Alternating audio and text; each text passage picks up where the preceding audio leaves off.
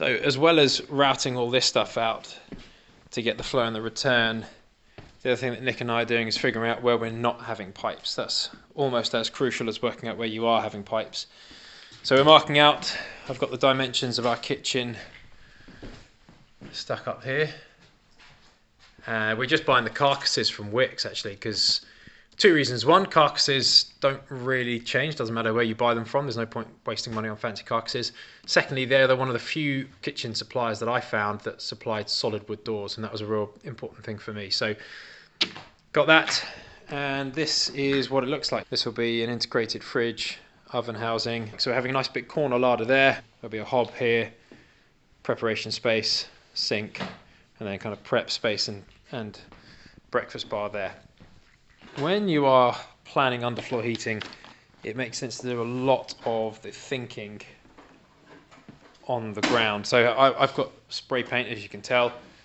We have been working out exactly where, A, to manually route, and B, using that to figure out how far each zone goes, because you never want a zone to be more than about 100 meters in 12mm pipe, because it basically cools down too much and you'll end up with cold spots, or ending up with it just not heating up enough.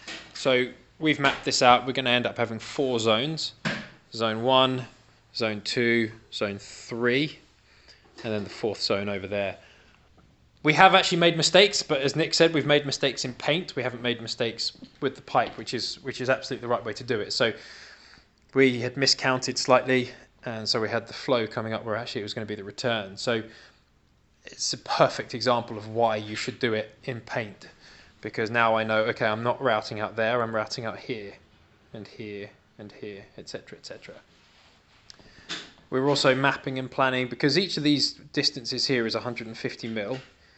If I route them too close together, it's just super inefficient. It'll end up being too hot in this zone, which isn't a problem, but it's inefficient. We want it nice radiated heat so that it's in even heat and even temperature everywhere. So I know that my counter is ending here and the toe kick will set back from that.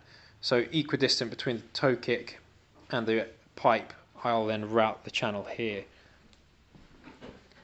I'm not actually going to route anything more than just these first few horseshoes here. I've routed out this line, and I'll bring that and I'll curve and connect that up here. And then this will be the flow running all the way down here. I'll then do all of these routes right up to the end of zone 1, and we will then install the pipe. And we'll come back and I will route obviously the return, and that's all I'll do. Once we've then done that, I'll then pop the pipe out, move it out of the way, and then I can route the other ones. But it just gives us a bit more security that we're doing it at stages, doing it in time. Obviously, if you had like one of those plastic systems that's got the little gaps and the holes, and you just clicking it in, it's easier. But then you've got to do a liquid screed over the top and all the rest of it afterwards. Whereas this, once we've installed the pipes, I can then glue and very carefully screw the plywood over the top, and then it's done. It's a little bit rough and ready, I'm not going to lie, but it works. That channel will work to feed the pipe through this way. So I'm going to bring another one. What I'm doing now is keep a nice straight line. It's just purely by chance actually that this 3x2 fits and follows the line that I want to when I run the router. And then I tested it as well with a 6x2, and that then gets me onto this spacing here. So that's really nice, gives me something nice and even to follow too, so I've got a nice even line. Obviously this is closer than you would want it to be. It's not a problem for a board. It does mean that this area might be possibly a little bit warmer than you'd want, except for the fact that this is a flow pipe and this is a return pipe, and then this is a flow pipe. So this one will be going back considerably cooler than this one will be coming in, and this one will be coming in. So this is still that kind of 150 mil spacing, similar to this. That's the same. This is cooler. I mean, it is slightly less efficient, but there's not a lot else I can do in this instance. And actually, this is the edge of an external wall, so having it a little bit warmer is not really the end of the world, and it's only for a short section as well. I'm not going to put time lapses on every single one of these routing things. It's actually really dull. I have to route each of them 3 times. Like, you basically set the depth to a shallow amount, and then you slowly ratchet it up and work it deeper and deeper until it's the depth that it needs to be for the pipe. So every single one of them takes 3 passes.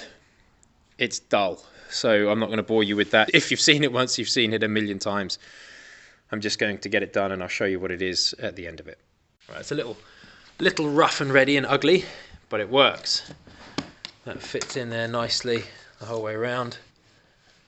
I'm basically just going in, and it's pretty hard to do one-handed, to be fair, but going in and popping these in, just checking that they fit, and then so where there's like a little bump on the corner there, I know that I need to take that corner, soften that corner off a bit there, just to give it a bit of a smoother access, so I can then come back. And I'm basically just going to go along and do that with all of these, just to check, visual check, and obviously a physical check here. I reckon before I've even put the pipe in, I think that's going to be too steep a bend. I think we're going to have to soften that one off. But you know, this is useful because you can't have any kinks in this. You can have a soft bend, but you can't have any kinks. But these are all the routes done for zone 1. So I'll check them, and then we can run the pipe. Right, this looks like a dog's dinner. I appreciate that. Thankfully, it's not the end of the world. We've got flow, return, flow, return, flow. Return's actually going to be coming back this way. So if you're going to troll me in the comments, now's the time to do it, because yes, that does look rubbish. Thankfully, it's under the floor. No one's ever going to see it, and structurally it doesn't matter. There wasn't actually anything else I can do about it because of the way the PIR is so close underneath these floorboards. In this one, what we're going to do is we're going to go down under the floor and travel that way and then pop up in the garage.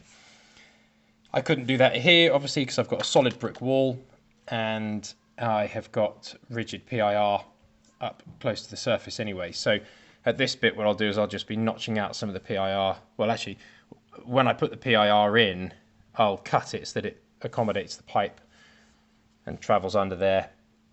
So that's fine, that's not an issue. What I've done, I have routed out everything for zone 1.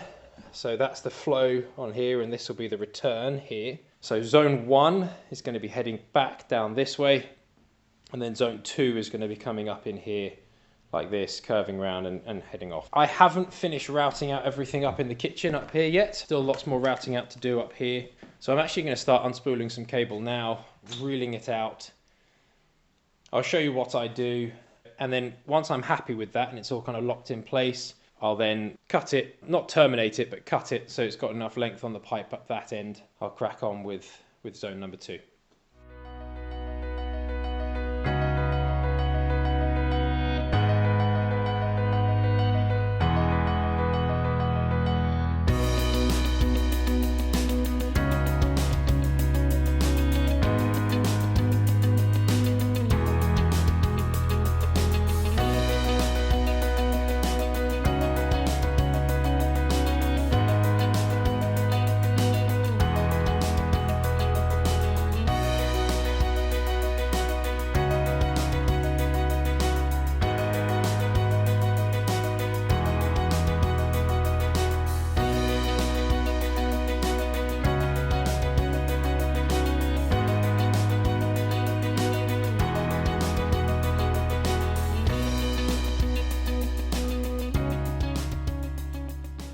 We have fed that in, so we've got the flow and then we've got the return. They go under the floor there and then they pop out on the garage side, and we'll sort those later.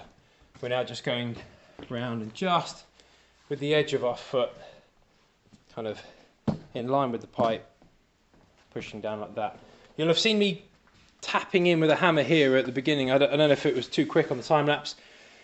That straight line was where I routed. That was the first line I did. I might even be able to show you on the router bit actually. Where this lip is lower than the height of the pipe, it just meant that it was just a bit tight, so I was having to pop the pipe down into the kind of recess. What I ended up doing is actually routing out a little bit more just to give a bit more width. But you can see there is no pinch or kind of crimping on the pipe at all. It was literally just to get it kind of past the lip. And now it's actually held in really, really snug and very nice. So that's good. I was being very, very careful and gentle.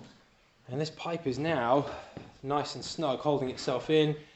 Very nice and even all around those bends. So now what I can do is I can spend some time routing out for zone 2, which is perfect. You never want to have more than 100 meters in any one zone on a 12mm pipe. I think you can get away with a bit more than that on a 15mm pipe. Plumbers out there, I'm sure, will let me know. This stuff's pretty cool because what they do is they print the meters out on here. So let me see.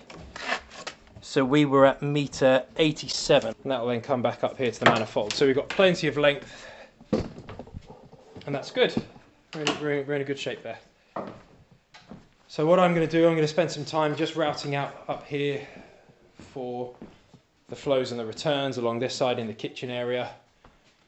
Once I've done that, we'll then be in a position to run the rest of the pipe.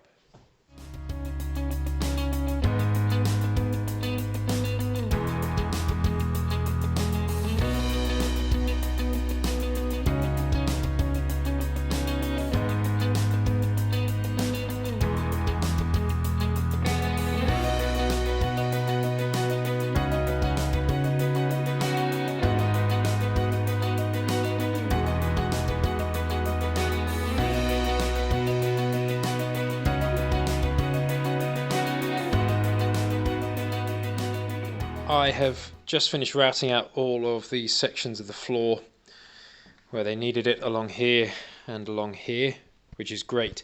To be able to then run the pipes, I've done zones 1 and 2, to be able to run zone 3, the flow will go that way with the other 4 pipes there, the return is going to come back under this way.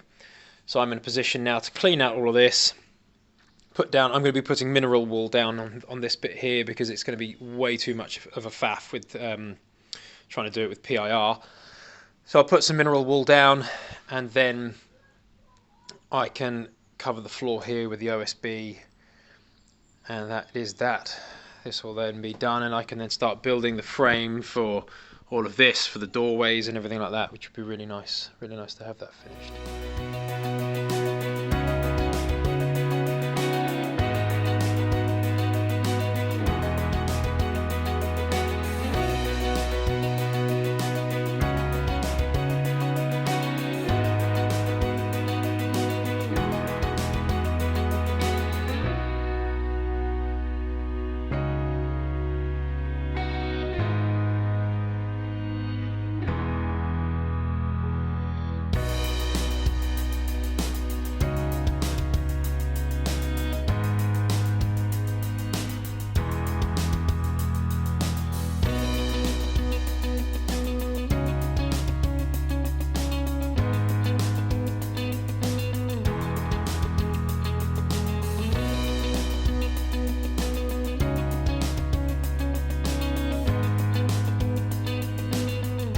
You'll have seen me just putting this OSB down.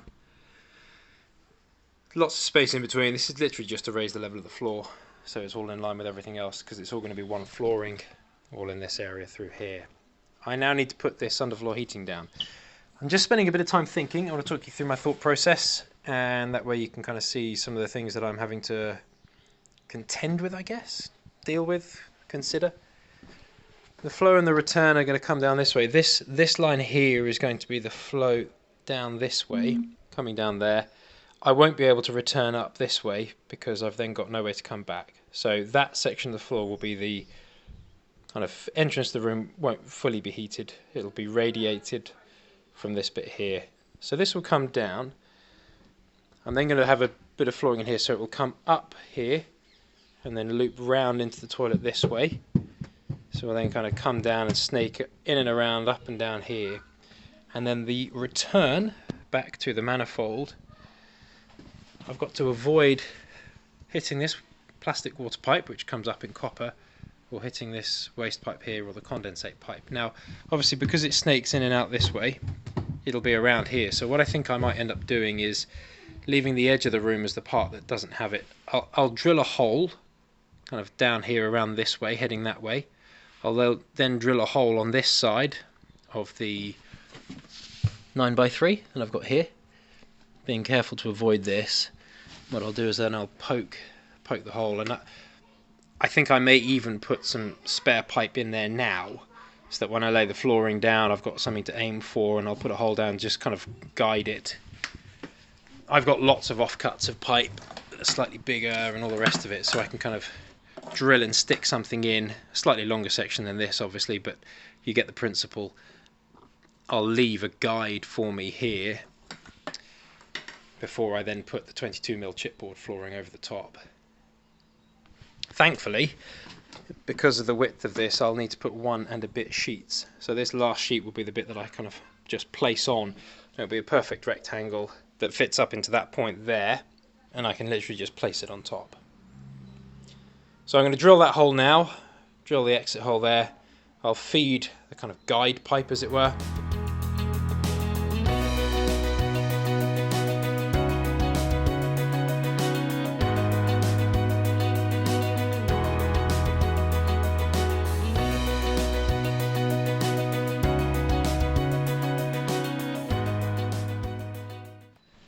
Right, I'm not going to lie, I'm really delighted with that.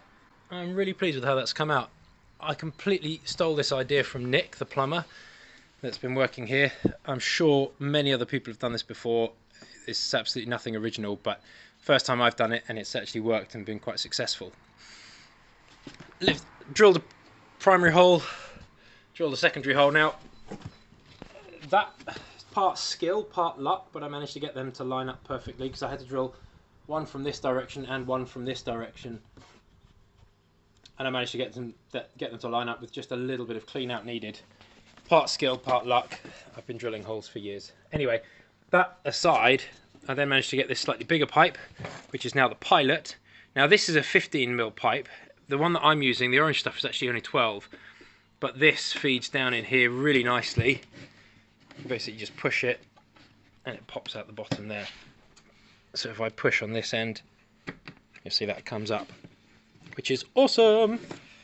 So that will now work really well for me. I'm going to leave this in situ. Once I've cut the new floor and I've pushed up and I've put it on, I will push this down, or I may even chop. I might get the multi-cutter and just chop this flush with the top of the 22mm once it goes on. I don't know, I haven't decided yet, but that is a real win. And I can obviously chop that end flush there as well and just kind of keep it. I deliberately aimed around the same level as the condensate pipe, or even a little bit lower, because I want to track along underneath the condensate pipe and then come up. But that's awesome. I'm well pleased with that.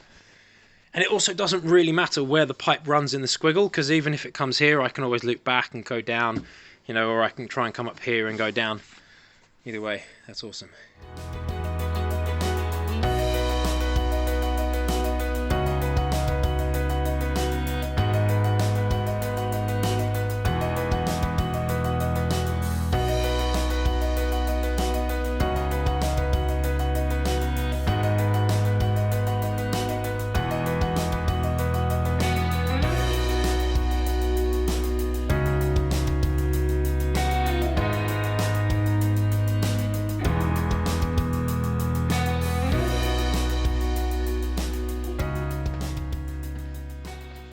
Happy with that.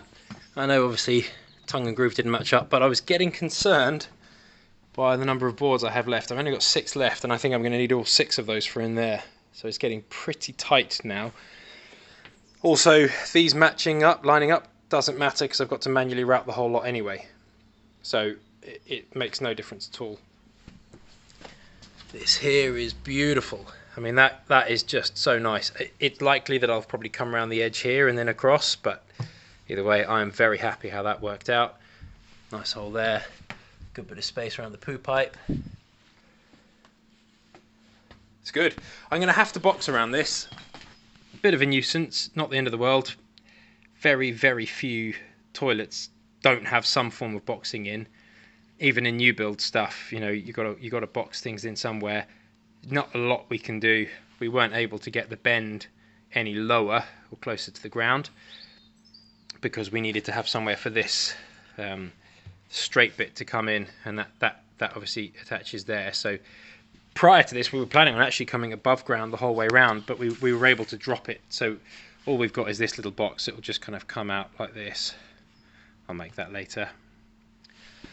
That is now done. So we have somewhere that we can stand. Right, I've got to sort that. I think that's just the poo pipe actually, so yeah.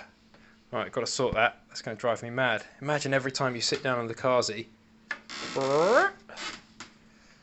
going to sort that. 5 PM, last job of the day is to finish routing out here. I've got one bit that gets me in. I can bump around here, bump around there. I'm not too fussed about that little section, that's fine, life's too short. Come around here, go up, and then I've got 1, 2, and a line. So three bumps and a line. Then I'm done. After that, we can run the flow and then the return pipe tomorrow, first thing. Right, you can see we've just started lagging these pipes. I have one more to do. You'll notice there is the 5th one missing. That is going to be the flow for zone 3, which is coming up in here. It'll come all around the other side of this wall, in through here, and then it'll pop out down there through the hole that I made yesterday. So we're going to run that now. Actually, I'm going to stick you on a time lapse, so you'll see zone 3 being run in. It'll pop up out here and come out along here. Then we will lag that one, and we'll tape them all together. We'll get them off the ground, same way that Nick has with these here. Either propping them on insulation like that, that's perfectly fine, or wiring them up, like he has here. You've got both on there. Really isn't an issue. So, can I set you up now?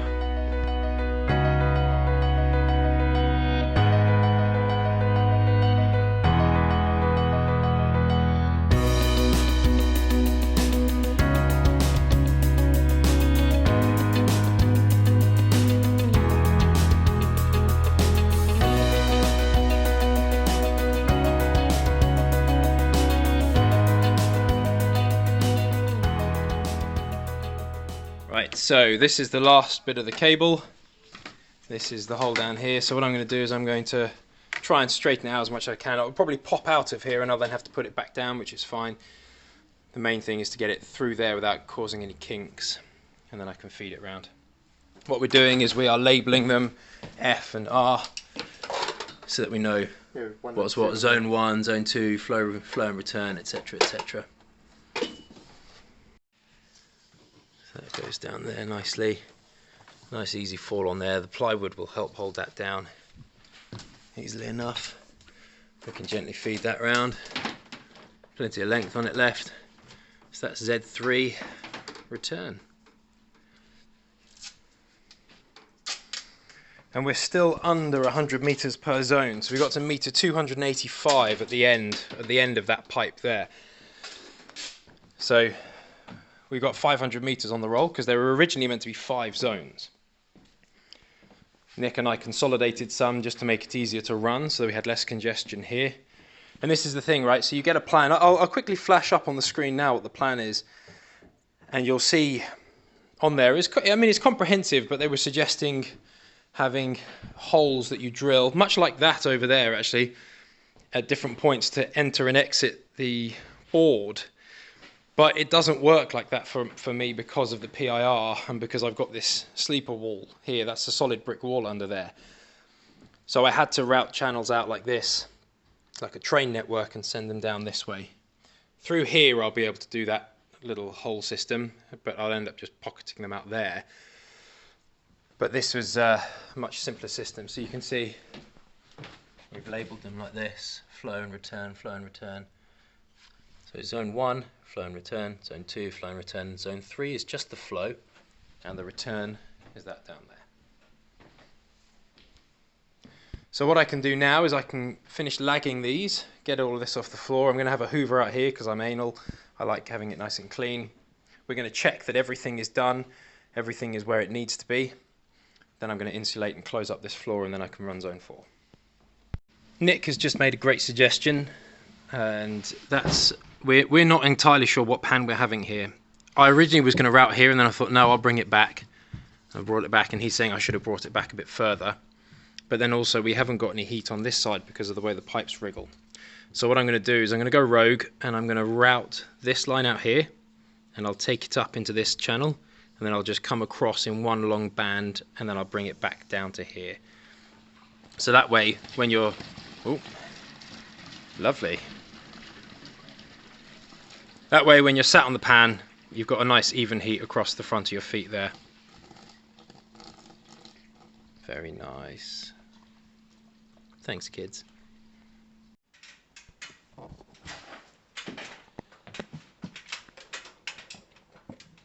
So what are these bits, Nick? Oh, this is just the valves for the manifolds. I'm just working out how they suggest we put them together.